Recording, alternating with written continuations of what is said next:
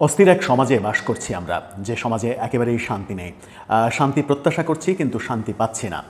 Mob violence যেমন চলছে, তেমনি নানা রকমের অন্যান্য ঘটনাও ঘটছে এবং সাম্প্রতিক সময়ে আবারও আমি তার উদ্দেশ্যে সেটাই বলবো, আওয়ামী লীগের ইতিহাস উনি জানেন না। আওয়ামী লীগ অসংখ্যবার ভয়াবহ পরিস্থিতির মোকাবেলা করেছে। এমনকি আওয়ামী লীগের প্রতিষ্ঠার পরবর্তীতে 60-এর দশকে যখন বঙ্গবন্ধু অনেকটা তরুণ নেতা, তখন হোসেন শহীদ সোহরাওয়ার্দী, মাওলানা আব্দুল হামিদ খান ভাসানী এবং শেরে বাংলা একে ফজলুল হক, তিনজনই কিন্তু নানা অজুহাত দেখিয়ে আওয়ামী লীগ থেকে অ্যাক্টিভ রাজনীতি থেকে সরে গিয়েছিলেন। ইউনূস যে অপকর্মগুলি এ পর্যন্ত করেছে ক্ষমতা আসার পর, যেভাবে মানুষকে হত্যা করেছে, তাতে তার এই অপরাধের হিসেব যদি করেন, যে সে তো একই অপরাধ প্রতিদিন করে যাচ্ছে, বাংলাদেশের সর্বনাশের জন্য দায়ী হচ্ছে ডক্টর ইউনূস। বাস্তবতা হলো আমাদের বিভিন্ন কার্যক্রমের কারণে মানুষ আস্তে আস্তে আমাদেরকে অপছন্দ করছে। এই ক্ষেত্রে আমি বলছিলাম যে আমরা যদি অপছন্দের কারণ হয়ে যাই, তাহলে তো শেখ হাসিনা পছন্দের কারণ হবে একটা সময়। সংস্কারের বিষয়, আমি ইকোনমিস্টের রিপোর্ট দেখছিলাম, সেখানে কিন্তু বলা হয়েছে যে একটি বড় রাজনৈতিক দলকে নির্বাচনের বাইরে রেখে নির্বাচন করাটা গণতন্ত্রের জন্য খুব স্বাস্থ্যকর নয়। এবং বিবিসির যে সাক্ষাৎকারটি আপনারা দেখেছেন ডক্টর মোহাম্মদ ইউনূসের, সেখানেও কিন্তু ওনাকে বারংবার বেশ কঠিন প্রশ্নের মধ্যে দিয়ে যেতে হচ্ছে। সুতরাং আওয়ামী লীগের প্রতিষ্ঠার পরবর্তীতে 60-এর দশকে যখন বঙ্গবন্ধু অনেকটা তরুণ নেতা, তখন হোসেন শহীদ সোহরাওয়ার্দী, মাওলানা আব্দুল হামিদ খান ভাসানী এবং শেরে বাংলা একে ফজলুল হক, তিনজনই কিন্তু নানা অজুহাত দেখিয়ে আওয়ামী লীগ থেকে অ্যাক্টিভ রাজনীতি থেকে সরে গিয়েছিলেন। তরুণ বঙ্গবন্ধু কিন্তু সেখান থেকে সেই কঠিন অবস্থা মোকাবেলা করে ধারাবাহিকভাবে সংগঠনকে গুছিয়ে এনেছেন। দেশ স্বাধীন হওয়ার পূর্বেও আওয়ামী লীগকে নিয়ে সমস্যা ছিল, দেশ স্বাধীন হওয়ার পরেও কিন্তু আওয়ামী লীগকে বিভাজন করা, বঙ্গবন্ধু এবং তার সবচেয়ে বিশ্বস্ত সহকর্মীদের হত্যা করা, বঙ্গবন্ধুর পরিবারের সবাইকে হত্যা করা, আওয়ামী লীগের নাম উচ্চারণ করলে এমনকি 7ই মার্চের ভাষণ বাজালেও পিটিএ মেরে ফেলার মতো ঘটনা ঘটেছে। সেই পরিস্থিতি মোকাবেলা করে কিন্তু আওয়ামী লীগ ঘুরে দাঁড়িয়েছে বঙ্গবন্ধু কন্যা শেখ হাসিনার নেতৃত্বে। তো সেই অবস্থার চেয়ে খারাপ অবস্থা এখন না। বঙ্গবন্ধু তার পরিবার হত্যা, তার সহকর্মীদের হত্যা, রাস্তাঘাটে কোথাও দল করা যাবে না, পিটিএ মেরে ফেলা। আজ তো বঙ্গবন্ধু কন্যা আওয়ামী লীগের প্রাণ যিনি শেখ হাসিনা, তিনি বেঁচে আছেন, আওয়ামী লীগের নেতৃবৃন্দ বেঁচে আছেন। হয়তো ধরেন প্রায় 110 জন এমপি কারাগারে আছেন, 38 জন মন্ত্রী পদমর্যাদার কর্মকর্তারা কারাগারে আছেন। আমাদের 3,60,000 নেতা কর্মীরা বিভিন্ন পর্যায়ে কারাগারে আছেন।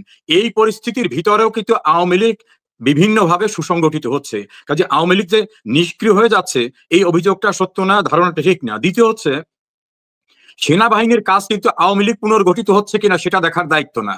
যিনি সেনা কর্মকর্তা, একজন মেজর সাহেব, তিনি একজন কলেজের অধ্যক্ষকে ধরছেন এবং তিনি গর্বভরে স্টেটমেন্ট দিচ্ছেন যে তিনি আওয়ামী লীগ পুনর্গঠনে কাজ করতেছেন। আওয়ামী লীগ পুনর্গঠন বা আওয়ামী লীগ না থাকলে দেশটা স্বাধীন হতো না, আপনি মেজর হতে পারতেন কিনা সন্দেহ। এবং আওয়ামী লীগ নেতা শেখ হাসিনার সময় কিন্তু সেনাবাহিনীর কর্মকর্তারা যে বেতন সুযোগ পেয়েছেন, দুবেলা তারা ভাত খাবার সুযোগ পেয়েছেন, আমিষের সুযোগ পেয়েছেন, বাংলাদেশে যত ক্যান্টনমেন্ট হয়েছে সামরিক সাজসজ্জার সুযোগ পেয়েছেন, আন্তর্জাতিক পরিসরে যাবার সুযোগ পেয়েছেন, এগুলো এক একজন ভুলে যেতে পারেন। প্র্যাকটিক্যালি আওয়ামী লীগ ঠিকই আছে, কিন্তু সেনাবাহিনীর কর্মকর্তার তো সেটা কর্তব্য, কারণ আওয়ামী লীগের রাজনৈতিক কার্যক্রম এখন নিষিদ্ধ। এবং আপনি যেই দুর্দিন দুঃসময়ের পরিস্থিতির গুলো কথা বললেন, আমি একজন সাংবাদিক হিসেবে, রাজনৈতিক পর্যবেক্ষক হিসেবে দেখি ওই প্রত্যেকটা সময়ে আওয়ামী লীগ নিজেকে জুলুমের শিকার হিসেবে উপস্থাপন করতে পেরেছিল বা সেই অবস্থা এসেছিল। এবার আপনারা তো আসলে জুলুমকারী। আপনাদের পতন হয়েছে রাজপথে শত শত হাজার হাজার মানুষের মৃত্যুর পর। তো সেই অবস্থাটাতে সেনাবাহিনীর কর্মকর্তার তো কর্তব্য যে ওরকম একটি দল আবার যাতে সংগঠিত হতে না পারে। সেনাবাহিনীর কর্মকর্তাকে কোনো অথরিটি দেওয়া হয়েছে ইনভেস্টিগেশন করার? তাদের মেইন কাজটা কি? সিভিল অ্যাডমিনিস্ট্রেশনকে তারা এইড দেবে। তাদেরকে এই অথরিটি দেওয়া হয়েছে যে কে আওয়ামী লীগ পুনর্গঠন করতেছে, আওয়ামী লীগ পুনর্গঠন করবে না। আওয়ামী লীগ তো নিষিদ্ধ সংগঠন না। আওয়ামী লীগের কার্যক্রম, ধরেন দেশে কয়েক কোটি মানুষ তো আওয়ামী লীগ করে, আমি যদি সংক্ষিপ্ত পরিসর ধরি, তো সেই মানুষটার ব্যক্তিগত আওয়ামী লীগের প্রতি ভালোবাসা, আওয়ামী লীগের প্রতি বিশ্বাস, এইটাকে নিষিদ্ধ করার ক্ষমতা সারা বিশ্বের কারো আছে? কারো নাই। দ্বিতীয় হচ্ছে, সেনা কর্মকর্তার যে রোলটা, তিনি যে রোলটা প্লে করেছেন সেটা না। আর একটা কথা, আপনি বলছেন যে অনেক মানুষের মৃত্যুর উপর থেকে আসার ঘটনাটা, বিষয়টা এরকম না। ডক্টর মোহাম্মদ ইউনূস, যিনি এখন রাষ্ট্র ক্ষমতা দখলে আছেন, তিনি ক্লিনটন ফাউন্ডেশনে নিজেই বলেছেন যে হঠাৎ করে এটা কোনো ঘটনা না, মেটিকুলাস ডিজাইন করে দীর্ঘদিনের ধারাবাহিক পরিকল্পনার মধ্য থেকে তারা শেখ হাসিনাকে স্থানান্তর করতে সক্ষম হয়েছেন। ইউনূস যে অপকর্মগুলি এ পর্যন্ত করেছে ক্ষমতা আসার পর, যেভাবে মানুষকে হত্যা করেছে, তাতে তার এই অপরাধের হিসাব যদি করেন যে সে তো একই অপরাধ প্রতিদিন করে যাচ্ছে। বাংলাদেশের সর্বনাশের জন্য দায়ী হচ্ছে ডক্টর ইউনূস এবং তার ক্ষমতার লোভ, এবং এর জন্যই ইউনূসকে আসামি হতে হবে। এই অপরাধে তাকে একদিন আসামি হতেই হবে। একই অপরাধ প্রতিনিয়ত সে করে যাচ্ছে।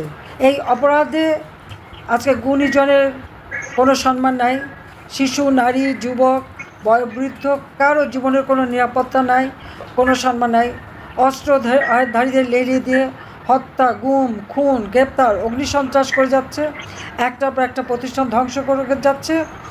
এবং এই একই প্রতিষ্ঠান, তার যে অপকর্ম, যে দুঃশাসন, এই দুঃশাসনের ইতিহাস যদি আমরা লিখতে যাই, তাহলে আমার মনে হয় বঙ্গোপসাগরের সব পানি যদি কালি হতো আর আমাদের সুন্দরবনের সব গাছ যদি কলম হতো, তাহলে ইউনূসের অপরাধের বর্ণনা লিখে শেষ করা যেত না।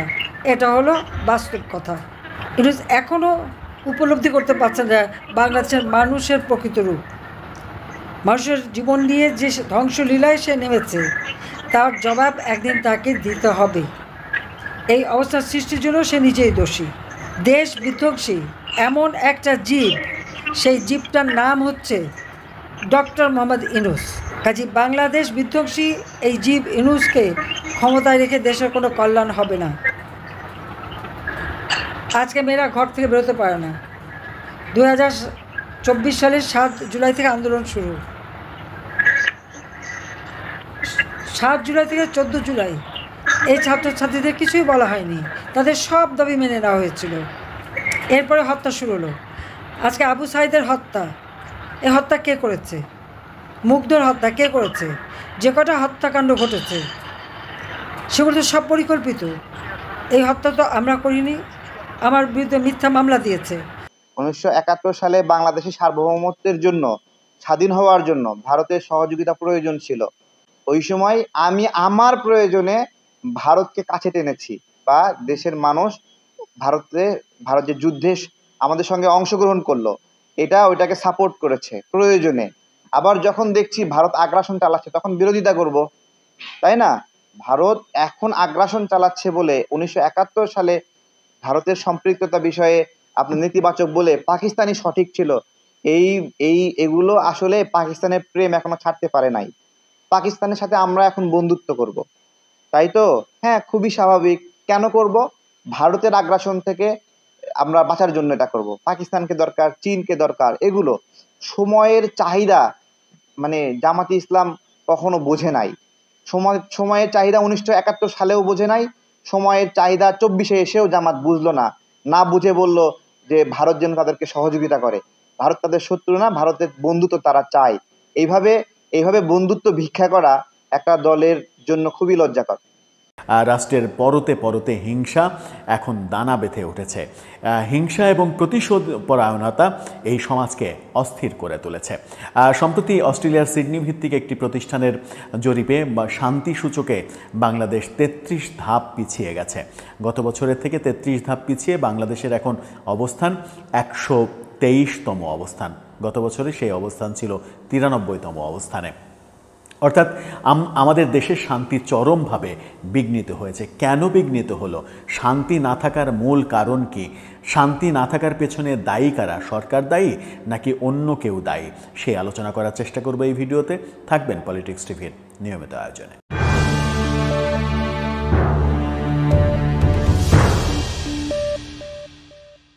দর্শক, পলিটিক্স টিভি নিয়মিত ভিডিওগুলো স্পন্সর করছে প্রজাপতি.tv, নতুন ওটিটি প্ল্যাটফর্ম। আপনারা চাইলে ইউটিউবে, ফেসবুকে, ইনস্টাগ্রামে, টিকটকে দেখে নিতে পারেন। ডেসক্রিপশন বক্সে লিঙ্ক দেওয়া থাকবে, সেখান থেকেও আপনারা দেখে নিতে পারেন প্রজাপতির কার্যক্রম। চলে যাচ্ছি মূল ভিডিওতে। আমাদের সমাজে শান্তি নেই কেন? বলা হচ্ছে যে বাংলাদেশে শান্তির ব্যাপারে অশান্তির ব্যাপারে উদ্বেগ বাড়ছে। সাম্প্রতিক সময়ে বেশ কিছু ঘটনায় এই উদ্বেগ আরও ঘনীভূত হয়েছে। ইন্ট্রোতেই আমি গতকালকে থেকে আজকে পর্যন্ত অনেকগুলো ঘটনার বর্ণনা দিয়েই ফেলেছি। এরকম ঘটনা শত শত ঘটছে, প্রতিনিয়ত ঘটছে। গবেষকরা, বিশ্লেষকরা কি বলছেন? বাংলাদেশ শান্তি পরিষদের সম্পাদক অ্যাডভোকেট হাসান তারিক চৌধুরী তিনি বলছেন, বৈশ্বিক শান্তি সূচকে বাংলাদেশের অবস্থান 33 ধাপ পিছিয়ে যাওয়া নিঃসন্দেহে দুঃখজনক, বিষয়টি উদ্বেগের। অস্ট্রেলিয়া ভিত্তিক বৈশ্বিক শান্তি গবেষণা প্রতিষ্ঠান আইইপি যেহেতু মানুষের অর্থনৈতিক ও সামাজিক নিরাপত্তা, সামরিক উত্তেজনা ইত্যাদি বিবেচনায় এই রেটিং করে থাকে, ফলে এই রেটিং থেকে বাংলাদেশের ইমেজ সম্পর্কে বহির্বিশ্বে নেতিবাচক বার্তা চলে গিয়েছে। একই সঙ্গে শান্তি সূচকের মানের ক্ষেত্রে বাংলাদেশের এই অবনতির দায় কার, সেই প্রশ্নও সামনে আসছে। বাংলাদেশে চলমান মব সন্ত্রাসকে প্রধান কারণ বলছেন তিনি। আইনের শাসনের অবনতি, অর্থাৎ বর্তমান সময়ে আইনের শাসনের অবনতি ঘটেছে।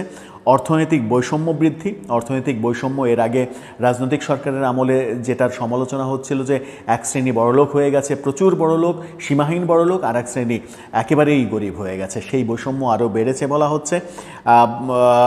এর সাথে রয়েছে ধর্মীয় ও জাতিগত সংখ্যালঘু সম্প্রদায়ের মানুষের নিরাপত্তা ঝুঁকি। এই ব্যাপারগুলো রয়েছে। শান্তি সূচকের এই অবনতির কারণ, এই ব্যাপারগুলোকেই তিনি দেখছেন। একই সঙ্গে এই পরিস্থিতি থেকে উত্তরণের সুনির্দিষ্ট পদক্ষেপের প্রত্যাশাও তিনি করছেন। কিন্তু পদক্ষেপ কে নেবে? যে সরকার পদক্ষেপ নেবে সেই সরকারকেই তো আমরা এই সব ব্যাপারে, বিশেষ করে মব ভায়োলেন্স, সংখ্যালঘু নির্যাতন, ধর্ষণ সহ নানা ব্যাপারে, ধর্ষণের ব্যাপারে যখন বেশি ব্যাপারটা ভাইরাল হয়ে যাচ্ছে তখন সরকারের পক্ষ থেকে এক ধরনের টনক নড়তে দেখছি, কিন্তু বাকি সব বিষয়ে সরকারকে নীরব থাকতে দেখছি। শেরেবাংলা কৃষি বিশ্ববিদ্যালয়ের অধ্যাপক মীর মোহাম্মদ আলী তিনি বলছেন, সমাজে অস্থিরতা বেড়েই চলেছে, তরুণ প্রজন্মকে ভুল পথে পরিচালিত করে সহিংসতায় ঠেলে দেওয়া হচ্ছে। খুবই গুরুত্বপূর্ণ একটা কথা বলেছেন যে তরুণ প্রজন্মকে ভুল পথে পরিচালিত করা হচ্ছে, তাদেরকে ভুল পথে দিয়ে সহিংসতার পথে দেয়া হচ্ছে। তরুণরা এখন লেখাপড়া, গবেষণা এইগুলো বাদ দিয়ে রাস্তায় রাস্তায় সহিংসতার দিকে ঝুঁকে পড়ছে। বিচারহীনতার সংস্কৃতির কথা তিনি বলছেন।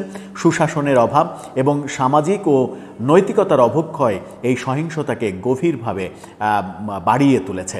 সহিংসতা ও অস্থিরতার কারণে বিনিয়োগকারীদের আস্থা কমে গেছে, যা অর্থনীতিতে সরাসরি প্রভাব ফেলেছে। অর্থাৎ এই যে অস্থির পরিবেশ তৈরি হচ্ছে, এই কারণে দেশে বিনিয়োগ অন্তত 75% বিনিয়োগ গত 10 মাসে কমেছে। ব্যবসার অবস্থা ভয়াবহ, বহু কলকারখানা বন্ধ হয়ে গেছে, বিদেশি বিনিয়োগ একেবারে শূন্যের কোটায়। এরকম পরিস্থিতিতেই তিনি বলছেন, দেশের রাজনৈতিক সহিংসতার কারণে প্রাপ্তবয়স্কদের মধ্যে, তার একটা গবেষণা থেকে তিনি বলছেন যে প্রাপ্তবয়স্কদের মধ্যে 32% মানসিক অবস্থা খারাপ রয়েছে। অর্থাৎ প্রাপ্তবয়স্ক যারা, তাদের মধ্যে 32% মানসিক অবস্থা একেবারে খারাপ, যা দেশীয় জনগণের দীর্ঘমেয়াদী স্থিতিশীলতায় বড় ধরনের বিপর্যয় সৃষ্টি করতে পারে। এক জরিপে এমনটা উঠে এসেছে। একই জরিপে 25% জনগণ জানিয়েছে তারা রাজনৈতিক সহিংসতার কারণে তাদের জীবন থেকে স্বাভাবিক নিরাপত্তা অনুভূতি হারিয়ে ফেলেছে। অর্থাৎ 25% জনগণ মনে করছে যে রাজনৈতিক সহিংসতার কারণে তাদের জীবনের একেবারে নিরাপত্তা নেই, তারা নিরাপত্তাহীনতায় ভুগছে। এছাড়া বাংলাদেশের রাজনৈতিক সহিংসতা এবং মানবাধিকার লঙ্ঘনের কারণে আন্তর্জাতিক ক্ষেত্রে রাষ্ট্রের মর্যাদা ক্ষুণ্ণ হয়েছে, যা দেশের জন্য একটা বড় চ্যালেঞ্জ। তিনি আরও বলেছেন, শুধু শান্তি সূচকে অগ্রগতি নয়, রাষ্ট্রের সার্বিক কল্যাণের জন্য সহিংসতা এখনই বন্ধ করতে হবে। রাজনৈতিক নেতাদের মধ্যে নৈতিকতা ও দায়বদ্ধতার বোধ ফিরিয়ে আনতে হবে। সুষ্ঠু বিচার ব্যবস্থা ও আইন শৃঙ্খলা রক্ষায় শক্তিশালী পদক্ষেপ নিতে হবে। সার্বিক বিষয়ে উত্তরণে সরকারের আন্তরিক উদ্যোগের কথা তিনি বলছেন, যে সরকারের উদ্যোগই পারে এই ব্যাপারগুলো থেকে উত্তরণের পথ বের করে নিয়ে আসতে, কিন্তু সরকার সেখানে নিশ্চুপ। তার মানে হচ্ছে যে দুইজন গবেষকের কথা আমরা এখানে উপস্থাপন করলাম। সেই দুইজন গবেষকের বলা কথাই একেবারে স্পষ্ট, এই দেশে আইনশৃঙ্খলা পরিস্থিতির চরম অবনতি হয়েছে, বিচারহীনতার সংস্কৃতি সৃষ্টি হয়েছে, মব সংস্কৃতিকে উৎসাহিত করা হচ্ছে এবং সর্বক্ষেত্রে সরকারের নিষ্ক্রিয় অবস্থানই আমাদের সমাজে শান্তি বিনষ্ট হওয়ার মূল কারণ। অনেকে তো সমালোচনাই করেন যে প্রফেসর ইউনূসের এই সরকার শান্তি তো আনতেই পারেনি, বরং সমাজে হিংসা ছড়িয়ে দিয়েছে। একজন আরেকজনকে হিংসা করতে হবে, একজন আরেকজনের উপরে প্রতিশোধ নিতে হবে, কিন্তু ক্ষমা এবং ভালোবাসাই যে সবথেকে বড় ব্যাপার, সবথেকে বড় অর্জন, সবথেকে বড় মানবিক দিক, এই ব্যাপারগুলো আমরা হারিয়ে ফেলেছি, এই ব্যাপারগুলো আমরা জাতি হিসেবে ভুলতে বসেছি। এর দায় কার? এর দায় কি গোটা জাতির, নাকি অনেক আশা দেখানো, অনেক স্বপ্ন দেখানো এই সরকার এবং সরকারের এই সরকারকে যাদের দ্বারা সৃষ্ট হয়েছে সেই বৈষম্যবিরোধী আন্দোলনের তরুণরা যারা স্বপ্ন দেখিয়েছিলেন, সেই তরুণরাও কি বেপথে চলে যাচ্ছেন? সেই তরুণরাও কি স্বার্থের হানাহানিতে চলে যাচ্ছেন? সেই কারণে আমাদের সমাজে হিংসা ছড়িয়ে পড়ছে, প্রতিশোধ পরায়ণতা ছড়িয়ে পড়ছে এবং শান্তি বিনষ্ট হচ্ছে। সেই কারণেই কুমিল্লার মুরাদনগরের এরকম ঘটনা, আসিয়ার মতো এই ঘটনাগুলো প্রতিনিয়ত ঘটছে। পিরোজপুরে গত রাতে এবং পটুয়াখালীতে গত রাতে যে ঘটনা ঘটেছে, এই ঘটনা তো কোনো সভ্য সমাজের ঘটনা হতে পারে না। এটাই এখন আমাদের সবথেকে বড় শত্রুতে পরিণত, মানে শত্রু হিসেবে পরিণত হয়েছে। দর্শক, আপনার মতামত কি এই ব্যাপারে? শান্তি কেন নেই? এই অশান্তির পেছনে মূল দায়টা কার?